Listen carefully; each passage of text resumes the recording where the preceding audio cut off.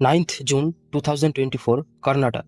বেঙ্গালুরু কামাক্ষাপল্লী একটি অ্যাপার্টমেন্টের security guard দেখতে পায় নালার পাশে একটি ডেড বডি। কিছু কুকুর মিলে সেই ডেড বডিটির মাংস ছিঁড়ে খাচ্ছিল। সিকিউরিটি গার্ড এই দৃশ্য দেখেই ভয় পেয়ে যায় এবং দেরি না করে সাথে সাথে পুলিশকে কল করে। ইমিডিয়েটলি পুলিশ সেখানে চলে আসে, ডেড বডি কালেক্ট করে হসপিটালে নিয়ে যায় এবং ইনভেস্টিগেশন শুরু করে।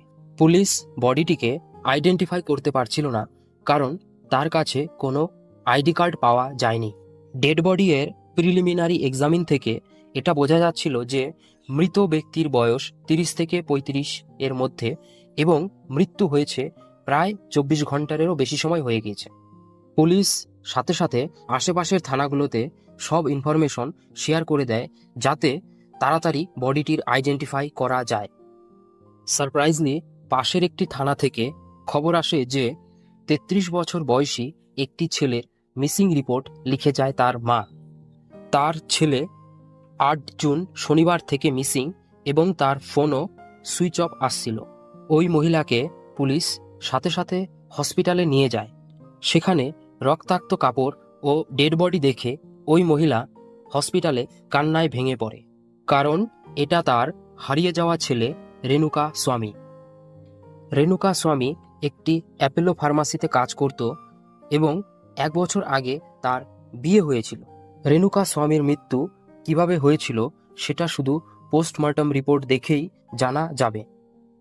পুলিশের ইনভেস্টিগেশনে এই মার্ডার কেসে এমন এক ব্যক্তির তার জুড়ে ছিল যেটা দেখে পুরো কর্ণাটক এবং সাউথ ফিল্ম ইন্ডাস্ট্রি হতভম্ব। সে ব্যক্তি আর কেউ নন, সাউথ ফিল্ম ইন্ডাস্ট্রির চ্যালেঞ্জিং স্টার দর্শন।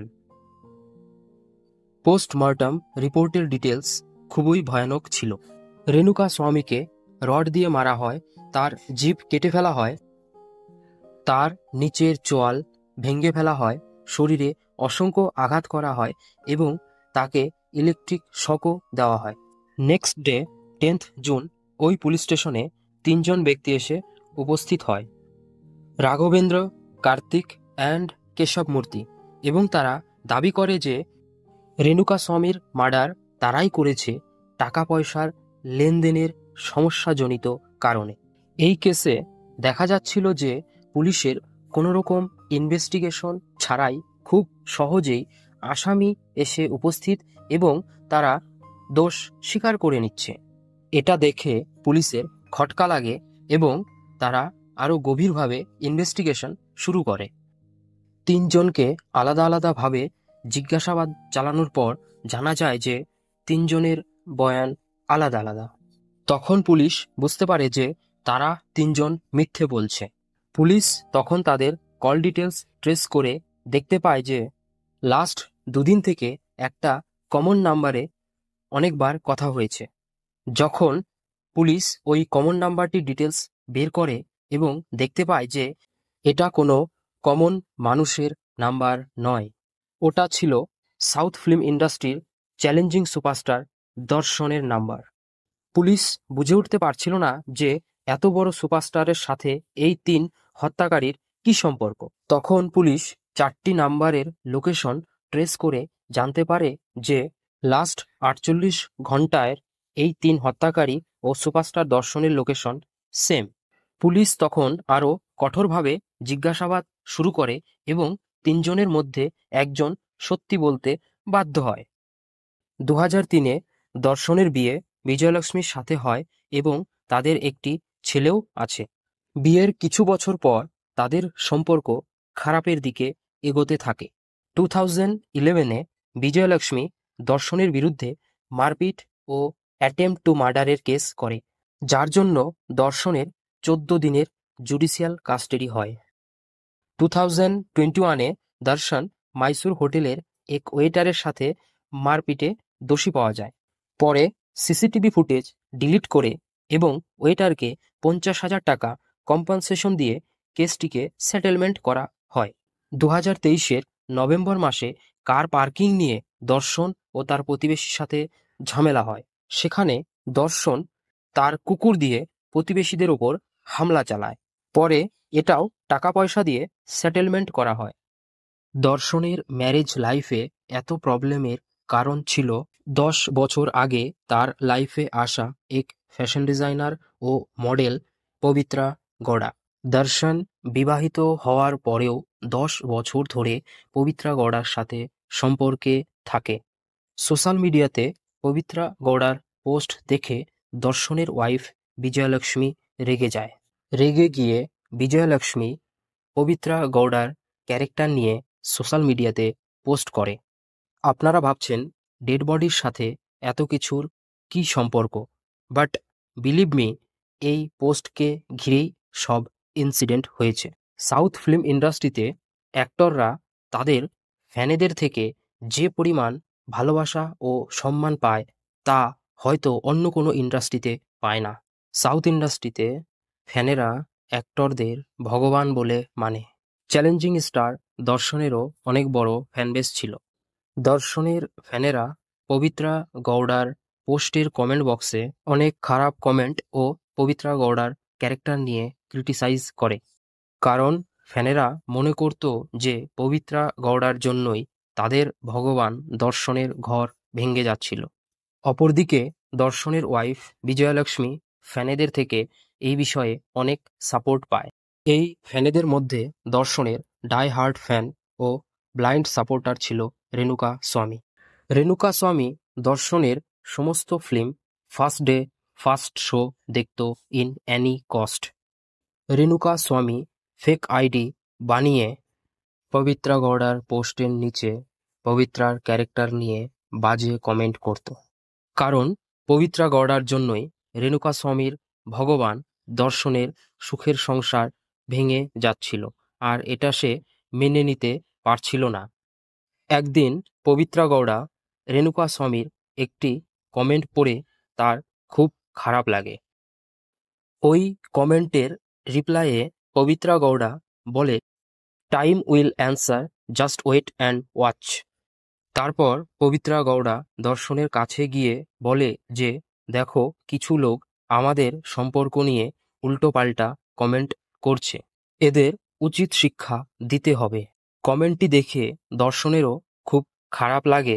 তার উপর পবিত্রার বারবার বলার পরে দর্শন পবিত্রাকে আশ্বাস দেয় যে সে কিছু একটা করবে।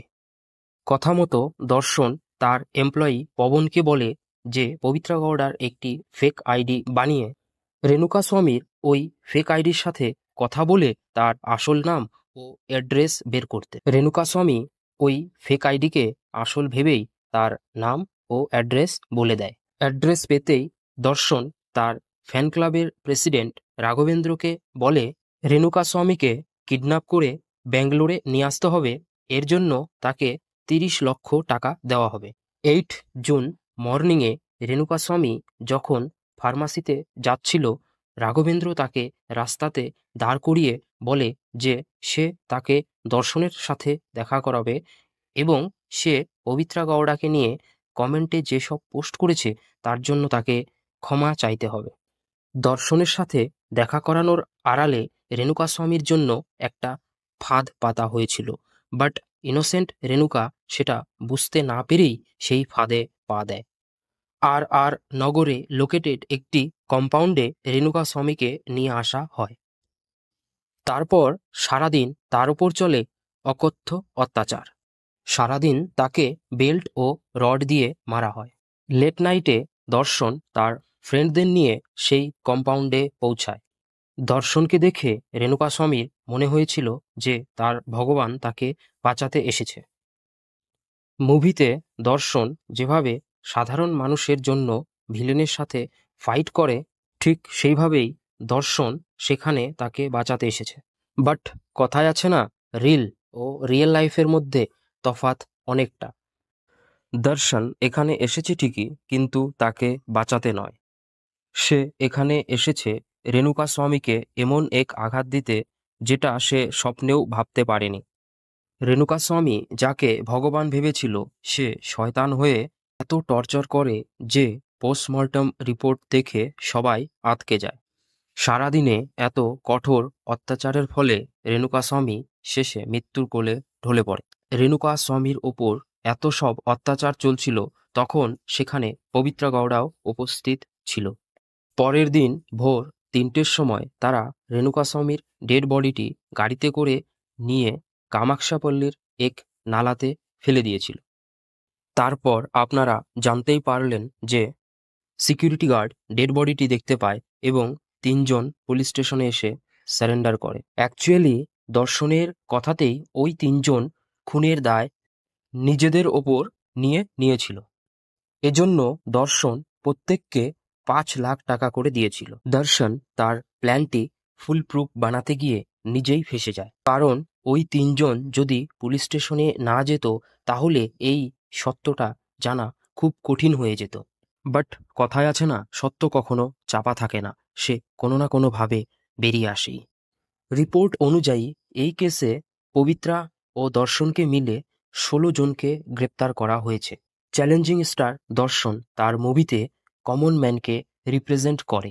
সাধারণ মানুষের অধিকার ও অন্যায়ের বিরুদ্ধে সে লড়াই করে। বাট তার আসল রূপটা কি? এই কেস আমাদের সবাইকে একটা মেসেজ দেয় যে আমরা আমাদের আদর্শকে চিন্তাভাবনা করে সিলেক্ট করতে হবে। তো এটাই ছিল আজকের কেস, যেখানে আমরা দেখলাম যে একটি ডাই হার্ড ফ্যানের মৃত্যু তারই সুপারস্টারের হাতে।